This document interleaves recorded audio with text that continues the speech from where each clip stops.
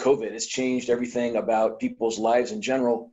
And probably the change to entertainment is more dramatic even than lots of other things. So what I thought we'd start off with here is just show you guys some findings from one of the recent COVID studies that we've done.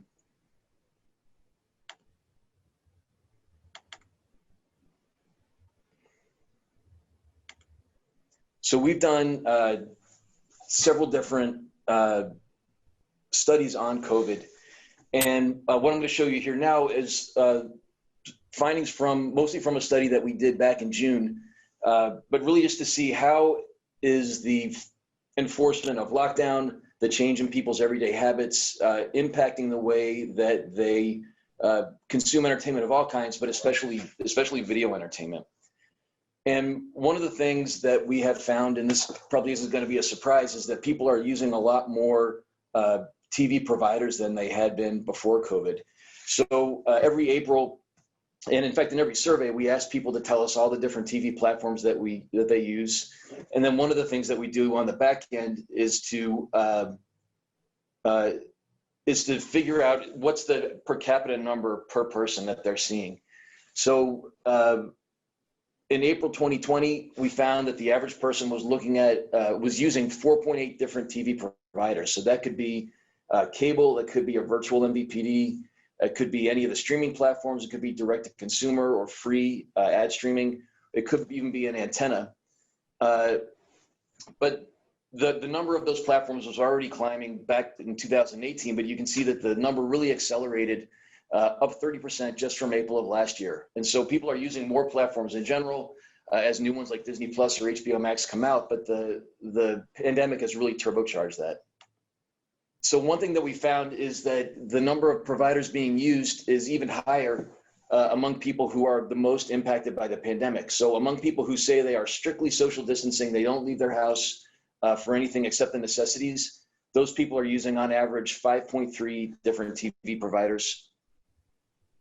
And among those who have had kids at home with school canceled because of the pandemic, it's the highest of all. So they're using up to 7 different TV sources just within one household.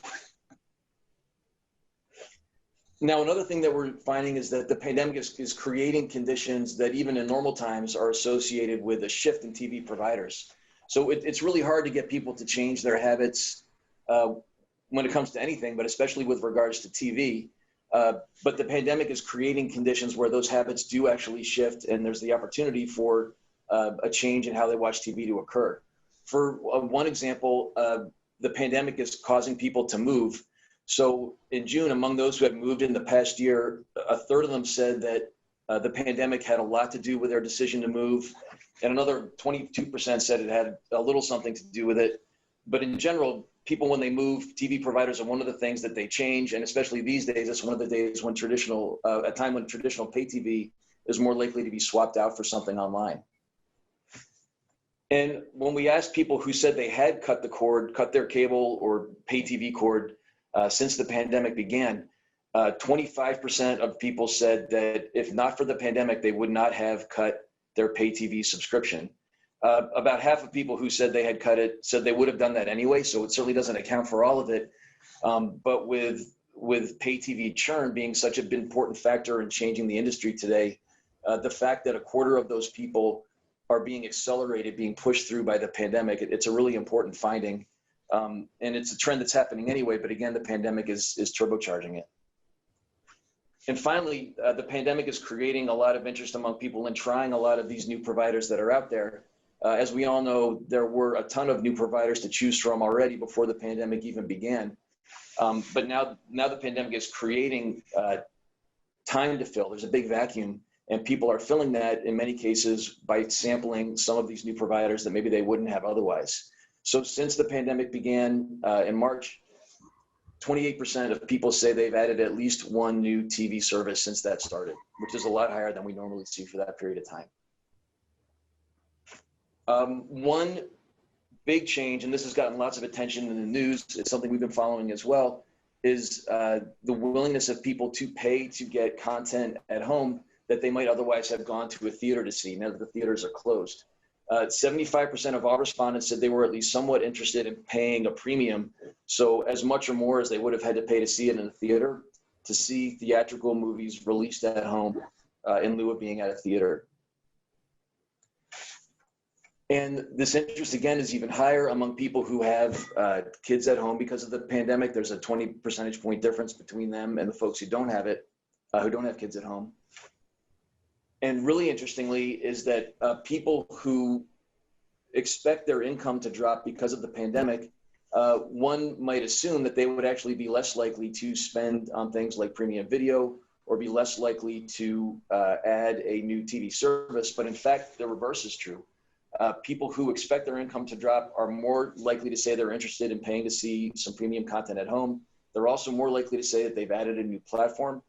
And this is part of a really interesting finding that we're looking into, is that people actually look at TV not as a luxury, but almost as part of an austerity package, where maybe they know they're going to be spending more time at home and they're investing more money to make that palatable. So it suggests that as we work our way through the recession driven by this pandemic, that TV might be a lot more resilient than a lot of other types of industries.